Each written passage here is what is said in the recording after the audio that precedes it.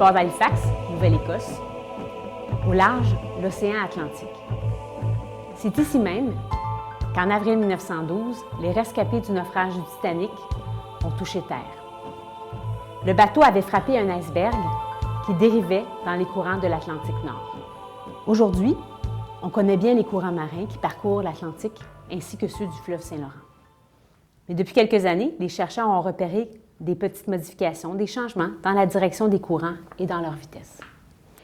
Ces variations sont-elles dues au changement climatique? Pour le découvrir, les scientifiques ont mis sur pied un vaste programme de recherche.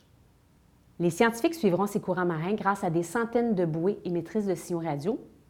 Ces signaux seront reçus par des satellites. Ces balises, de la taille d'une pomme, vont être lâchées dans le golfe du Saint-Laurent et vont dériver pendant plusieurs mois. Le défi que vous devez relever est le suivant. Il faut concevoir une bouée à partir d'une pomme.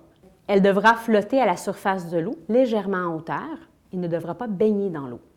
Si une vague passe par-dessus la pomme, elle devra pouvoir remonter à la surface rapidement. La bouée doit flotter dans tous les sens, tête en haut, tête en bas. Vous pourrez ajouter des structures, des éléments pour faire flotter votre bouée. Voici le matériel dont vous disposerez. Une pomme, des baguettes à brochettes en bois, des élastiques de bureau, des bouteilles de plastique vides, de la ficelle à rôti, des pailles, idéalement assez grosses, des bâtonnets à café en bois, des barquettes de polystyrène et du ruban adhésif. Mais attention, tous ne devront pas forcément être utilisés. Le défi n'est pas facile. Vous ne devez pas couper votre pomme et vous ne devez utiliser que le matériel que votre professeur vous fournira. Par contre, vous avez le droit de planter des objets dedans et vous pourrez utiliser des outils comme des ciseaux, des crayons, mais vous ne devez pas les utiliser comme matériel. Dernier point, lorsque vous aurez terminé, nous devrons être capables de saisir la pomme directement.